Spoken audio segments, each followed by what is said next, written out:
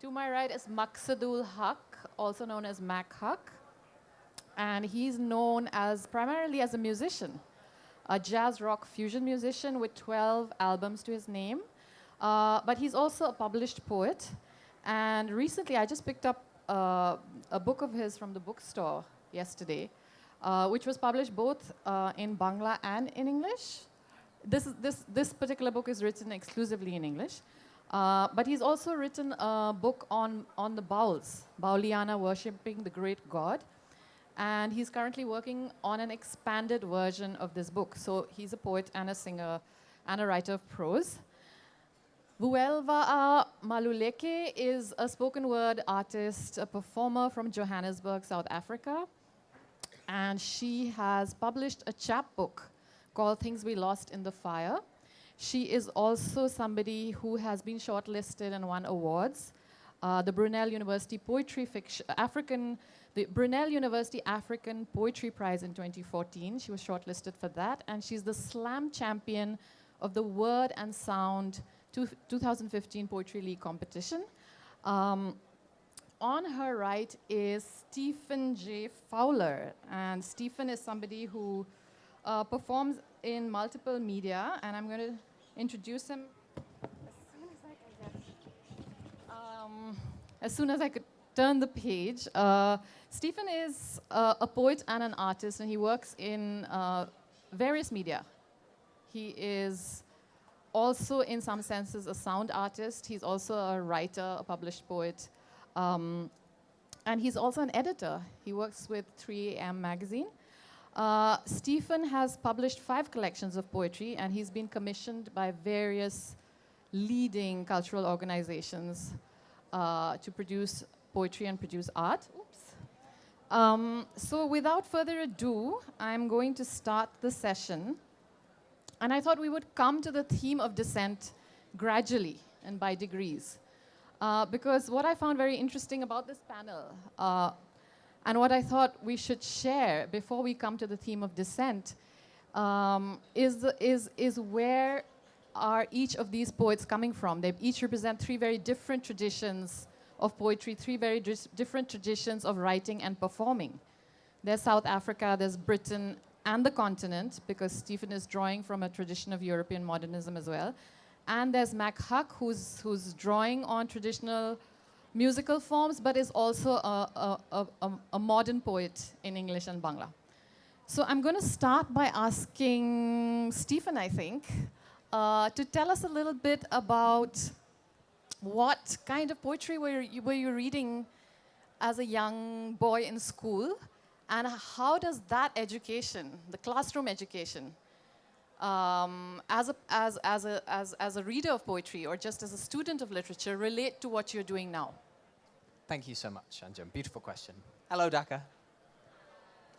Well, I came from a very working class family and had many brothers and sisters, and just when I was coming to maturity, my father began to make some money and sent me to a private school. So I had British poetry stuffed down my throat in a private school in the UK, and I hated it. So I didn't touch poetry until I was 25 years of age. In fact, I thought it was a complete waste of time, and I've always been left with a bit of a remnant of that suspicion about the power of poetry. Because often I find that the notions around poetry's power remain uninterrogated. They're almost unimpeachable, and that's something I'm very much against. So through purely random chance, I had been doing a very different job. I was a martial artist for a living, doing fighting for a living. I got into a car accident, couldn't fight anymore, and a friend gave me poetry. And literally through chance, all at the same time, at 25 years of age, I discovered the English tradition, global traditions, modernism, traditionalism, and it all came to me at once, and that's ruined me for the rest of my life. Because in finding everything at once, I could see that certain things that other people told me were moving and beautiful were not to me. And in fact, some of the most fundamental questions about what poetry is and can do were being left unanswered. So I suppose that's the motivation that I have as a poet. I'm worried about the actual material of language, the actual reality of sound, of structuralism, of the page, of ink, of handwriting, So this led me into, I suppose, what's been called, I think erroneously, the avant-garde. It's a term that people can use, so I use it. But what I prefer to use is contemporary.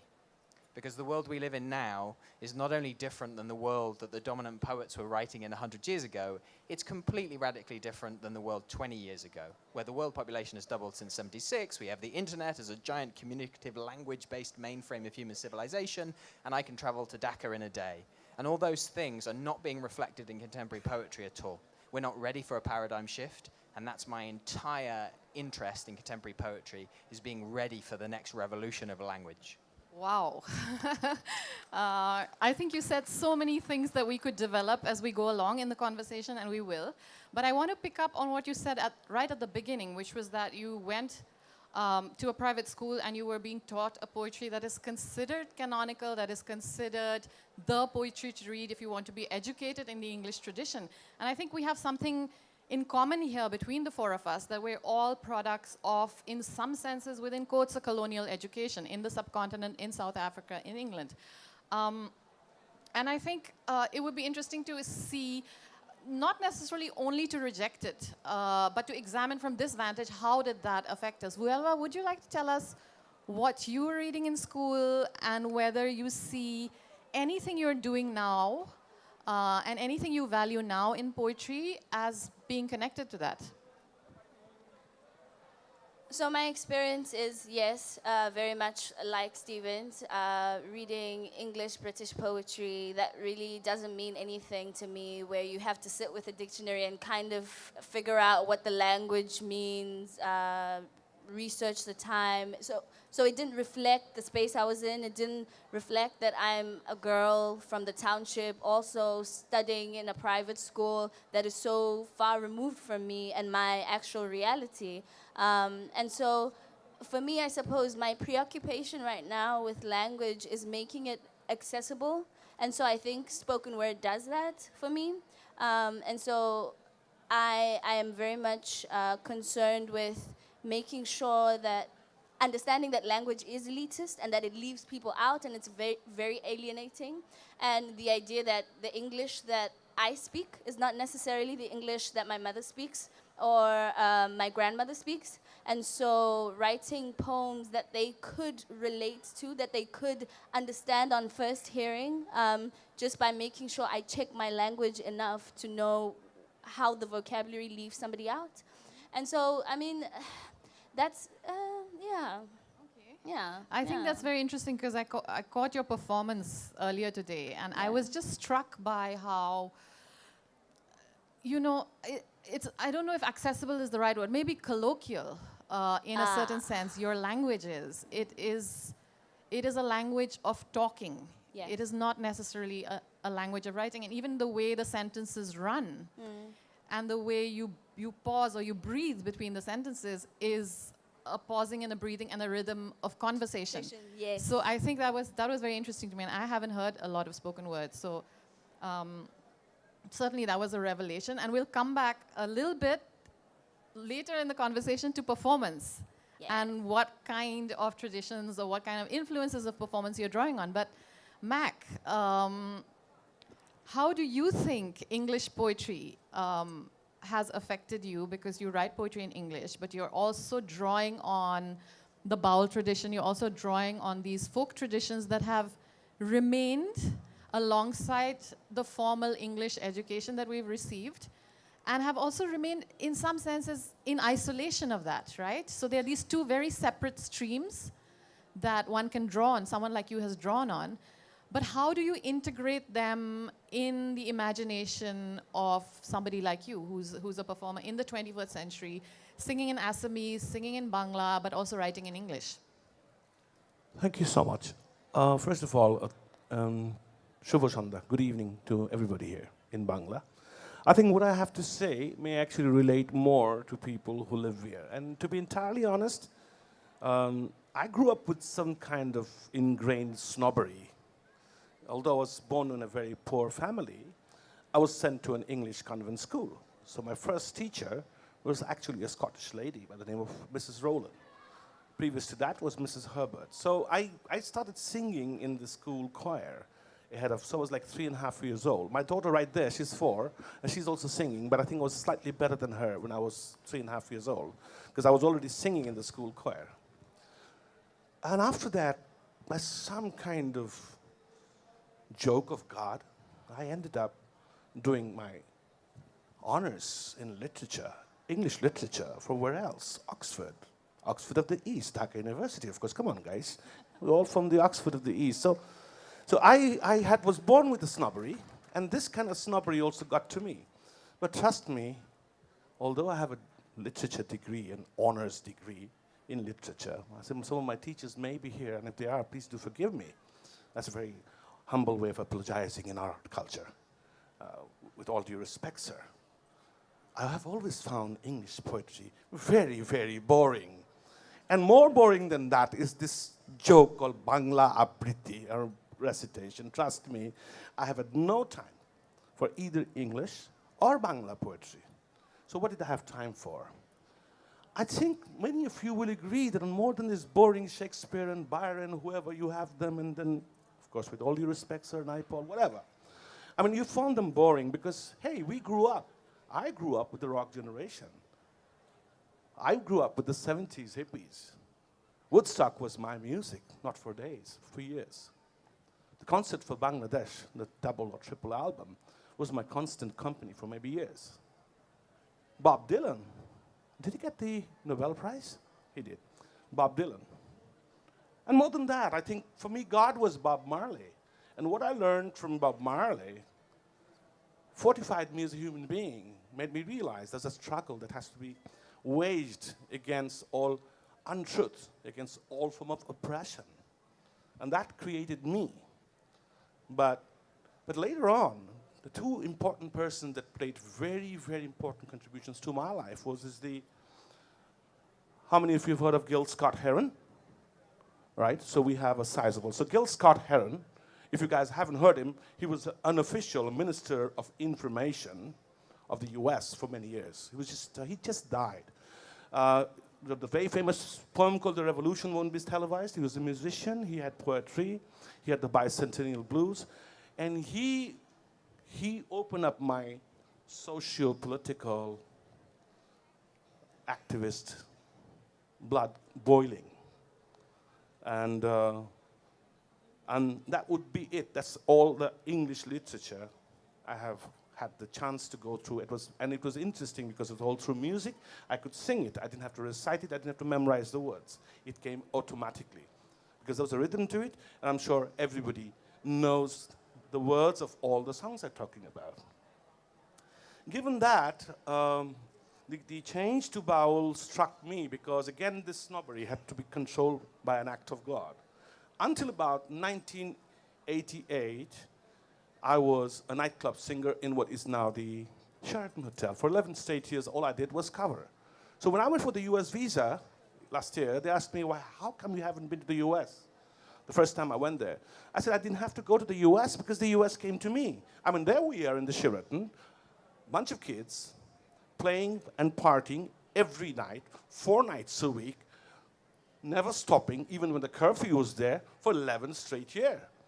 And who did we have as an audience? We had Americans, we had Brits, we had airline crew, we had a wonderful bunch of people that, so I didn't have any connection with Bangladesh at all. I was like locked into the US as a nightclub singer. From there, when something hit me very hard is when I moved to the Bowels in '88, when I went to the shrine of Fakir Lalun Shah. Being a literature student, being a musician, and having heard almost all of world music, from Africa down to China, down to Japan, all of it, Uzbekistan, all of sorts of music. I still have my dear friend Louis sometimes passing me on some Uzbekistani stuff or whatever. I love this kind of music.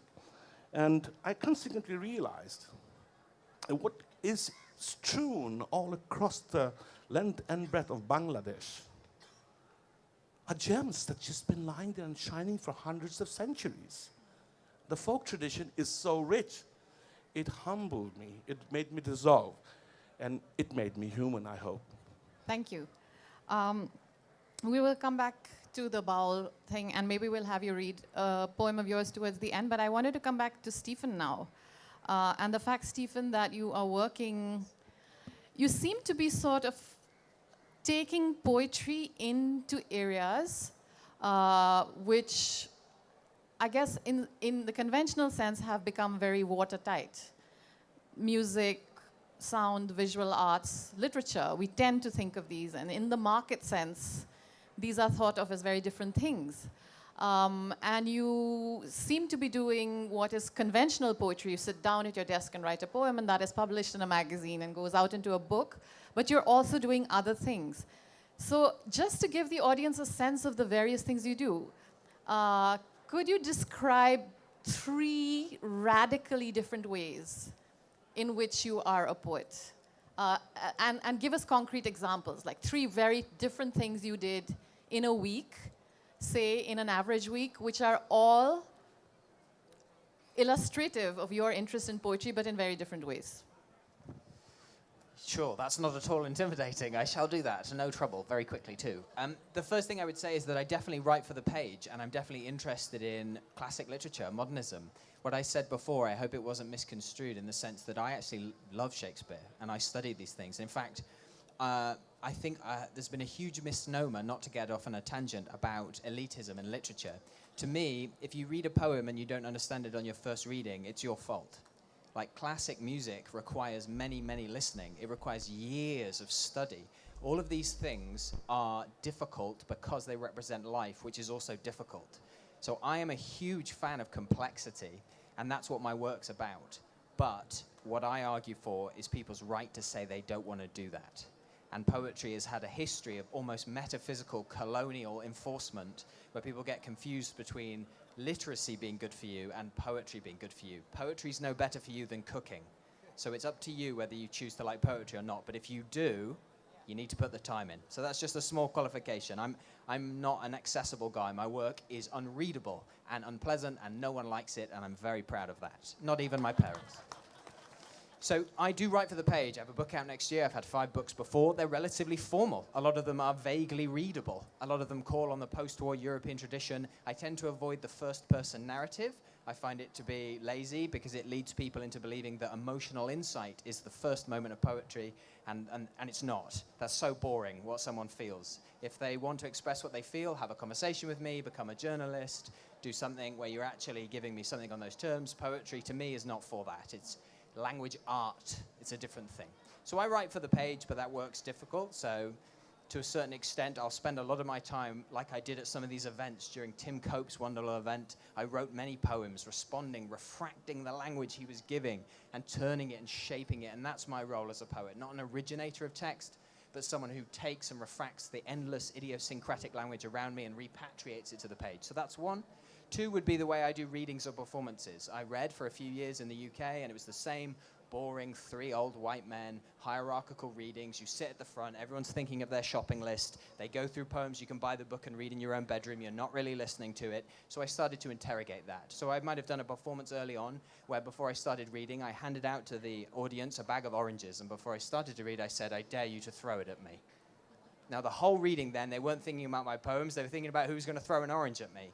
If you can break down a form of reading that's so terribly uninterrogated by merely giving out a bag of oranges, we know we're in trouble with poetry readings. So that's another element, performance art. That led me to grow into the 20th century tradition of interrogating live space, language, how we hear, how we listen, how we understand, how we cogitate. And then a third way would be my entrance into the art world, where I've used text by just focusing on the materiality of a poetry page. If I rip a page out of my book and I put it in a frame and I put it in a gallery, suddenly it's sellable.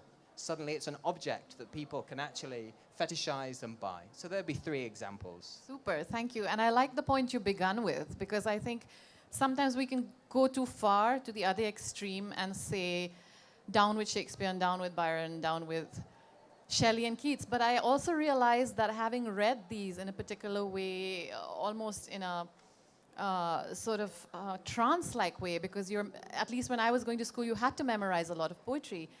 Some of those rhythms stay with you. The iambic pentameter stays with you, or some of the rhythms of Shakespeare's poems stay with you. And that is a very useful thing to have when you're starting out as a poet, that you have a sense of how language has been used formally, musically, within a particular tradition, and the English language in a particular style. And then it's fine if you want to break that down.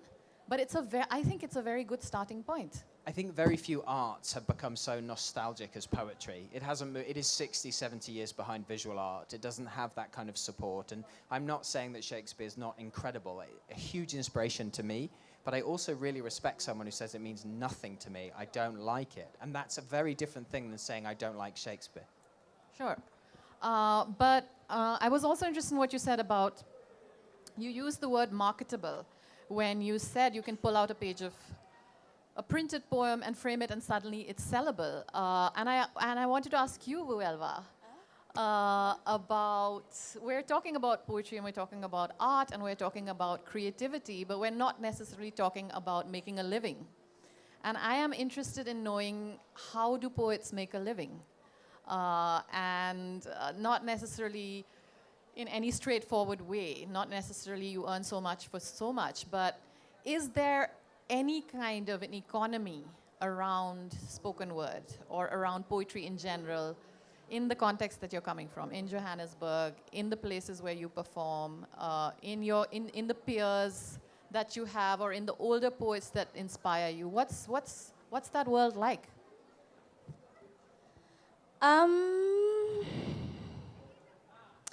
I don't think there's any money in poetry anywhere.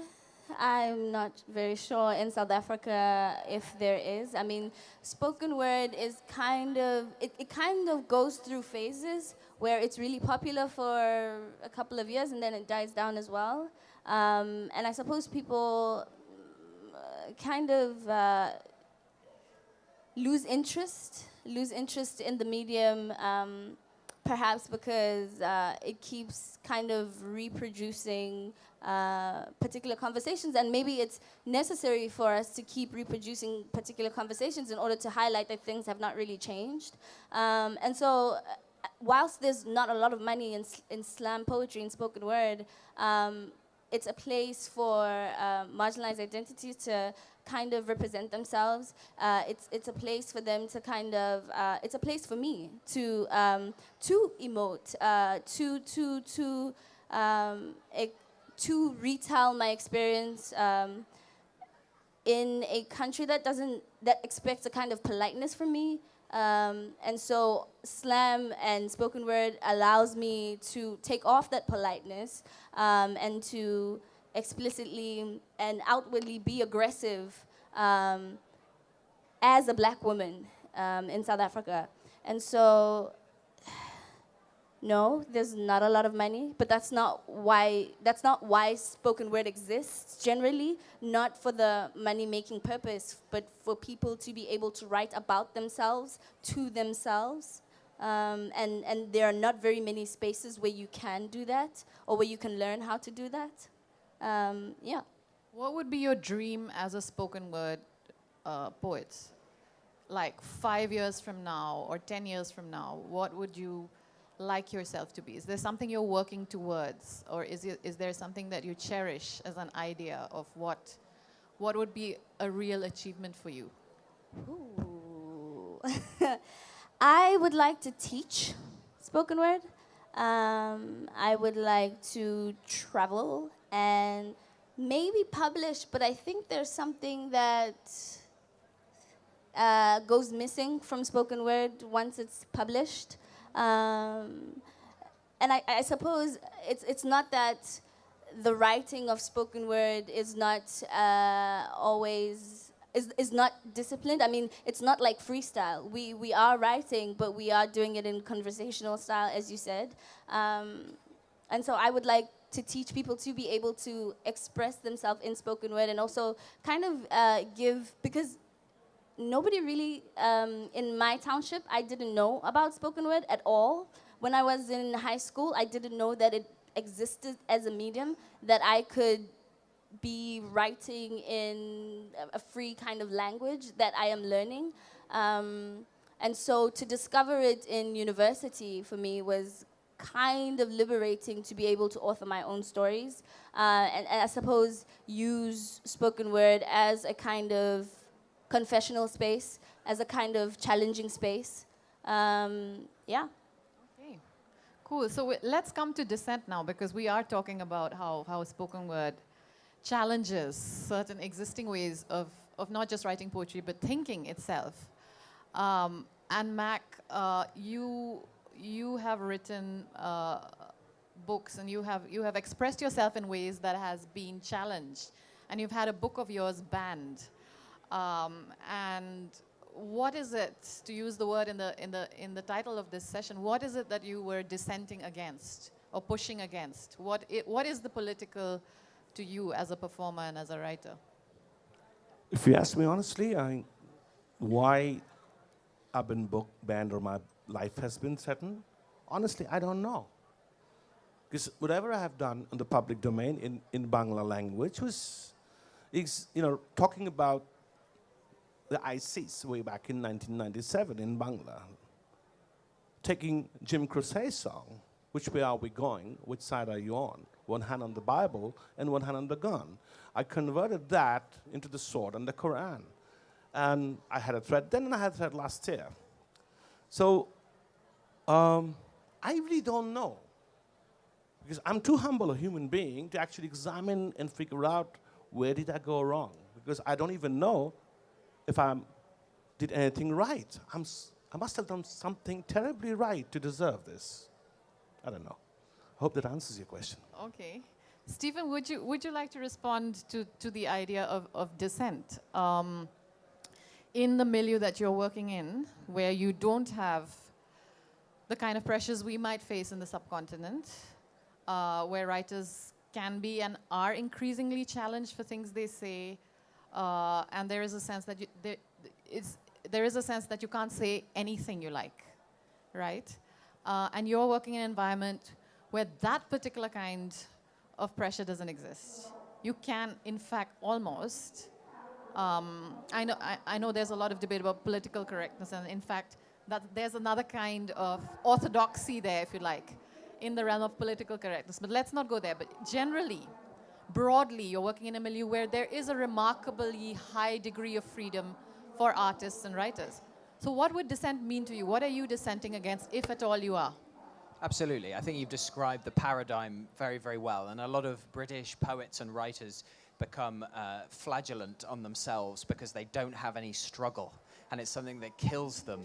And I've had the great fortune to travel and collaborate with people from everywhere, from Algeria to Russia, and see real space, real oppression, and the fear and the pain that might come out from someone writing their real opinion. And I work with English Pen a lot in the UK, so I'm very close to that. The reality is that the answer is before people in the UK quite clearly. And it's only really being taken on by a very few people. And that's being honest about the realities between real space, someone knocking on your door in the middle of the night, and intellectual space.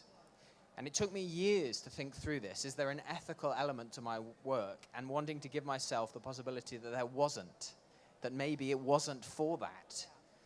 And what has grown out of that is the possibility, which is not a real space question, that if there is a role of my work in being ethical, in creating dissent, it's in challenging the hegemony of language which dominates people. Political speech and advertising speech is fundamentally shaping the way people think and talk. The lack of self-awareness and the uninterrogation of the way in which we use language and the power that it has is an enormous problem in the UK. And if somehow my work might make people challenge that in some sense, make them really see through what sloganeering does and what it's supposed to do to you by fundamentally challenging language itself, then that's, I think, an ethical act. But I would never be foolish enough to imagine that my problematic is the same as someone who's got the possibility of real dissent and real space, because it doesn't exist. Vuelva, is that something at all that you want to respond to? No. You don't look happy with the question. No. But yeah, just generally, I mean, we all think about politics in certain ways, right? We all live in political culture, one kind of another. So, I mean, you could choose to not respond to that and write poetry about other things, but I do think, for instance, listening to your poems this afternoon, and the way you use the term black, for instance, which is not only describing a color or the color of a skin, but it's such a malleable word, in your poems. It's sometimes space, it's sometimes a thing, it's sometimes a feeling, it's sometimes color. So I was just very intrigued by how much freedom you've given yourself in terms of expanding the possible understanding of that word. And would you consider that at all, I don't know, political? What would you think of when I use the word political? I think because I work in a medium that is a social justice platform, obviously it is political. It is very rare that people are writing poems about balloons in spoken word because there are things that are more urgent than balloons. There are in that way, yes, the language and the form is flipped on its head, and like Pretoria is a space, for example, where people play with language a lot. And the idea is like on first hearing, are you able to absorb all of it? No, but you can go back and check it on YouTube and see all the things that you've missed, right? But in South Africa, the politics of language is just generally that the English language has been given a kind of status. And so in the fact that I write my poems in English about blackness already is kind of problematic to some people.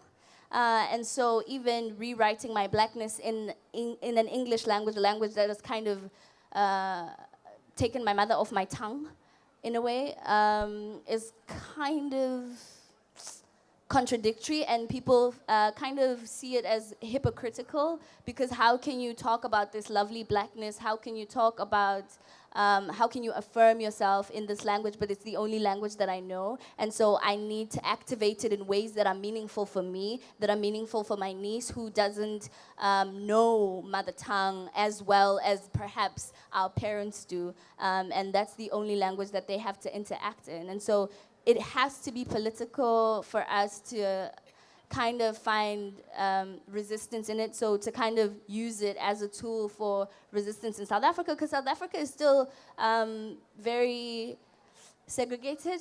I know there's not a lot of conversation about it, open conversations, but so the writing is, it's more urgent for us to talk about ideas of interpersonal relationships between black and white. And so the big concept of politics is what I am living versus I'm going to be writing about this theory and ideology. I'm writing really about my everyday experience, my day-to-day. How did I get to the public transport? Did I get street harassed? Did I experience that? Did I experience racism? Those kind of conversations are happening in spoken word. And so, so it is political as a space. It is political, but what I enjoyed about your poems is that there's a lot of pleasure in using the language in a particular way. There's a lot of effusiveness in the language, in your English. So even though we're not talking about balloons, these are not happy, bubbly poems, but there is pleasure still, and I'm interested in that element in poetry, because I don't know if we can write successful or effectively communicative poems without pleasure. Mac, would you like to respond to that idea of pleasure in language, whichever language we're talking about? I mean, how do you? And I think again with the bowel thing, there is a lot about spiritual ecstasy and pleasure involved, right? Yeah, I mean, it's just not the language. I mean, you know, there's I've gotten very controversial because I mentioned in one of my songs that I not only love to speak in English, I also dream in English. I mean, really, I do. When my dreams come, it comes to me in English. It doesn't come to me in Bangla, and it doesn't come to me in my native tongue, which is Assamese. It always is in English. So it gives me some time to think about it in Bangla. And that in turn makes my connection with the vowels much more intense, because what was left behind by Fakir Lalan Shah are answers, are just not poems. If there's music there, there is an overt meaning to that, and under that, underlying discourses within the text have answered questions to today's problems, just not in Bangladesh, but all of mankind. It was in 2005 that UNESCO declared Baul music and Fakir Lalan Shah's corpus of work as the intangible oral heritage, not of Bangladesh, but all of mankind. So the connection was there. There was something global right there at my roots, which made me feel that there is a need to connect that to the rest of the world that I know of. And that's why although I do a lot of Baul music, spend time with them, but my works on the Baul is all in English. I mean, almost 98% of my works are in English. That's open source. Just type up Bauliana, Worshipping the Great God in Man, it's there. You can read it, and you have all the answers, most of them, whatever little I gathered. So consequently, you know, this struggle found me, because when we talk about struggle, and we talk of revolution, and we talk of regime change and ousters of dictators, we look at it as a very, very urban, city-based concept. The changes that happen in power in metropolitan Dhaka, it happens just around Dhaka city, not even the Dhaka district. And we do not have, except the 71 war, when all of the people were together one, that unity has never happened. And I've being with the Bauls, getting to the aspirations of the people, I can connect, and it helps me focus on the wrongs that we are embarking upon.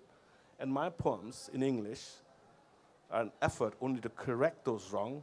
And basically, there's not much wrong, really. There's only one major wrong in our society, in our politicians, and everybody, including me. It's hypocrisy. We're a bunch of hypocrites. We Bengalis are a bunch of hypocrites. We say something, we mean quite another. And I've mentioned this in my poem. Can you give us an example of what you would be hypocritical about? And then I had a second question.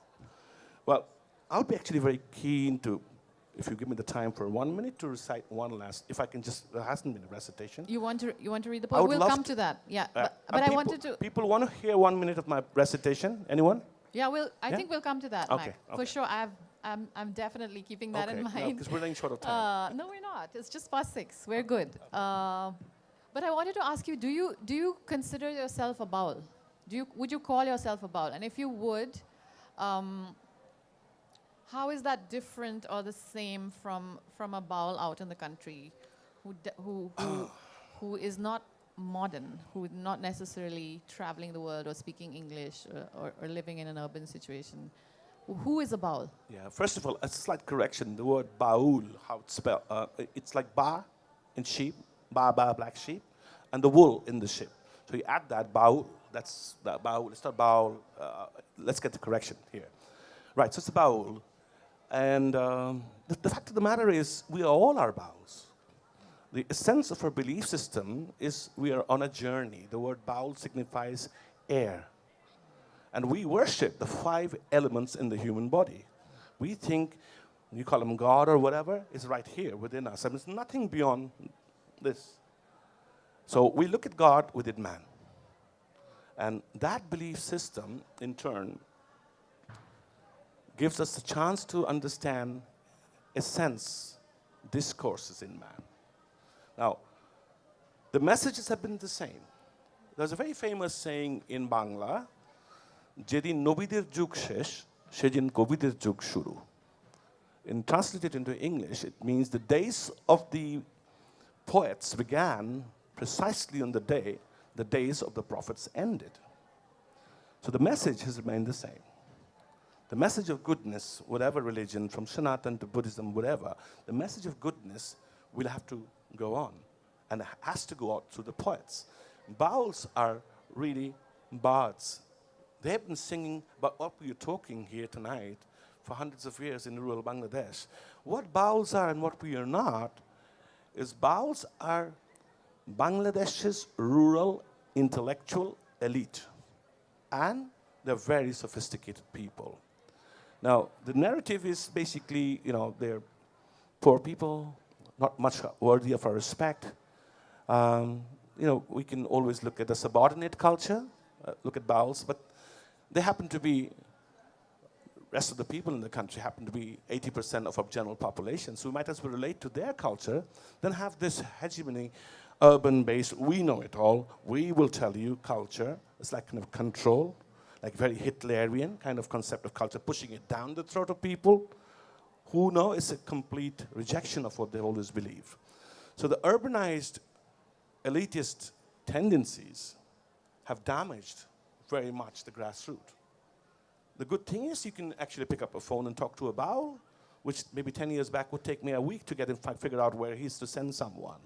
So we are connected. Thereby, there has been lots and lots and lots of ideas coming out to the extent that now Bangladesh government, I was in Kushtia last week, and the Bangladesh government has actually taken on Baul music and philosophy as a thrust sector. We're in fact expecting within the next 15 days a major policy paper coming from the government to say really how this is going to be used to end the madness around us. Yeah. Okay. Thank you so much. I think we have to break, and I'm going to take just a couple of questions, and then we will end with you, Mac, doing your reading, which is, you said it's a couple of minutes long, right? Does anyone? Yeah. Yeah. Can you give him a mic? Thank you very much for a wonderful session. My question is to Stephen. You said that Hey, guy. you are happy. Yeah, you are happy to make poetry complex. So I suppose it's the tone of Eliot. T.S. Eliot also deliberately made his poetry complex, and I like it very much. You said that you are proud of that. But my question is, so to what extent do you make poetry complex? It is linguistically, or just it's the fragmented ideas you put into poetry, or what kind of complexity do we have? That means what kind of complexity do you make into your poetry? And my second observation to Mac's point that all Bengalis are hypocrites. So I object to it. So please kindly convey the message to our friends that all Bengalis are not hypocrites. Yeah. So some might be good, some might be bad. So it's a very generalized observation. Thank you. Your second question was more powerful, my friend. Honestly, I think there's been a huge misnomer around the notion of poetry and complexity. To me, most art forms allow for complexity as a sign of quality. It is not necessarily connected to the notion of elitism. I think there's been a terrible association with that. I prefer the notion of familiarity and expertise. The more you know about something, the deeper you want to reach into that art form. The more you know about art, the more you know about music, the more you know about anything, race car driving, cooking, the more your taste develops and gets wider and more complex. When we talk about poetry, I think there's a huge problem because fundamentally it's in language. It's the same thing we used to think and talk, and people find it intimidating. They think they're supposed to know something they're not supposed to know when they come across a complex poem, and it offends them. To me, the world is fundamentally confusing, adversarial, and complex. The different languages we speak, the different experiences we have, they are complex. All I wish for is my poetry to match that level of complexity, not simplify it. Not take the experience of existence and wheedle it down into something that everyone already knows and already agrees with and sounds like a conversation. Because a conversation is a conversation. A poem is a poem. So these two things are different. The way in which I do that is multiple methodologies, interrogating languaging, creating new words like neologisms, using abstraction, using enjambment, creating mishearings, so lines you'll read and think that it means one thing but it means another, creating double meanings. So it's technical work, and it's not very pleasurable unless you invest in it, and that's something that I'm very happy and proud about. Are there any more questions? Are we doing the hypocrite question? Any more questions? I'd like to answer that, if I can. Thank you, Guy. What's your name? Right, okay. I'm pretty sure you haven't read my poems, have you? Have you heard the chance to read this book, my book? It's available, by the way. I would recommend, it's 200 taka cheap, so you can buy it.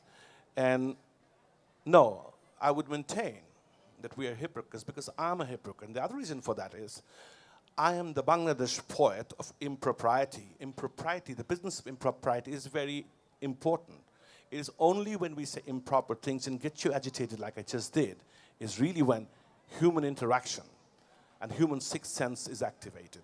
We have to, it's just a poet saying something, you don't have to believe it or disbelieve it. Whether we are hypocrites or not, we have to neither believe it or disbelieve it, but just leave it there for thinking.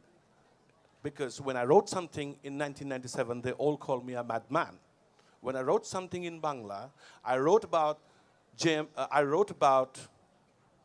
terrorism, jihadism, even before Al-Qaeda was born. All right? People said, no, it's not true.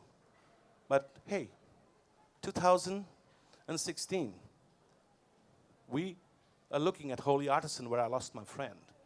So what I said back in 1995, 96, if people had taken heed, maybe we could have built up a much bigger resistance to this so-called militancy and fundamentalism. It's all my request to you, brother. Sorry if I upset you. Okay, thank you. If there are no more questions, then we'll end with Mac reading his poem. Are we good? There's a question here. Quickly, yeah. It's not a question, more of a request. Yeah, it's fine. It's fine. Can we hear all three panelists recite a piece? It depends on how much time we have, but if we do have time, of course, I would love to hear them as well. Are we good with the questions? Then we'll do the readings. Okay. Mac, would you like to go ahead? And then if we have more time, we can get Welva and Steve. I mean, ultimately, the Baul in me talks about where the Baul's different from the rest of us, where we are just the same as all the Bauls. We refuse to submit to the politics of identity. There's nothing more important to us than human beings. We are human beings. This atheist debate was not this serious until 2013 when my friends got chopped. Atheists were there. So I wrote, when one of my friend died, I wrote in my Facebook status to say, atheism. A belief in Bangladesh politician is equal to a disbelief in God. If there is atheism in Bangladesh, then this is it. So if you believe your politicians, you're an atheist. I'm sorry, folks. So this is a short poem I wrote, lest I be called a godless atheist. This is way back in 2005. This is Paul epigraph from Eleanor Powell. It says, what we are is God's gift to us. What we become is our gift to God. And I write, God is only an opiate that our system activates to heal ourselves. It is to God that we turn in our saddest plights, in our worst depressions, when we do not have answers to questions, when the questions themselves, after all, had all the answers, only that we have shut off the door on ourselves and asked the world to bugger off, get lost. God is a mere adrenaline rush that drives us silly. When the rush is no more, then not giving yourself time, say something as petty, breakfast at 8 in the morning, and it's not there until 4 in the evening. God is as in hungry. When food is like a few steps to the refrigerator, yet in your doom and gloom, we do not see the shut door, and others too have shut their doors on our face as well. Very well, so what the hell? Swell. In God we trust, rest all cash. It is the not seeing more than the seeing that drives us insane. And insanity is not an exclusive purview of nutcases. God creates all humans temporarily insane. It is only a matter of degree and temporary that misguides us in whether it's going to be left or right, or the center, and only God knows best. If you drive a car, you hopefully would understand. God is the unseen trust. And the unseen God is what we confront every day. We would like to see, but wouldn't like to believe. God is the distance that causes distance of the soul. And that's why we created a nutcase race called poets. On the exact day, the days of the prophets ended. God alone knows how many times in the torn eons gone by, the complete message circled the globe. Trillions, any figure after that? Just dump them of time, yet nobody understood or gave a damn. Yet God never ceased to exist in all of us. For the end game, it hardly matters whether we trust each other It hardly matters if God trusts us or not. It, however, matters that we trust. Or proceed to delete the word from our PCs, dictionaries, and collective memory and replace the essence of faith with idiosyncrasy, hypocrisy. Have I missed out any? God lives because we live. If we didn't, wouldn't it be the God, the unlucky? Tell me, who on earth would swear, curse, kill, maim, and fall in love, all in God's name, if it isn't that strange creature, man? Thank you.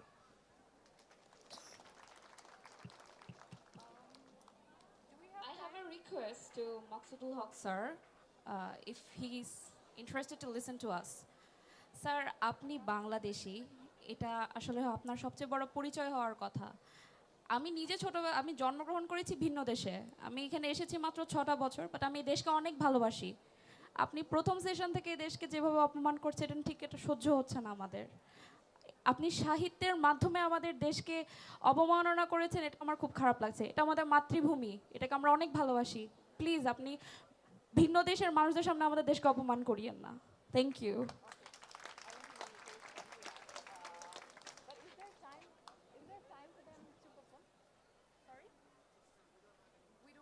I'm sorry, we don't have any more time, but you can read their work, see it online, and if you're lucky, you would have heard them perform over the last 3 days. So please join me in applauding three very impassioned, three very interesting, three very different poets, Stephen, Thank you very Ruella, much. and Max.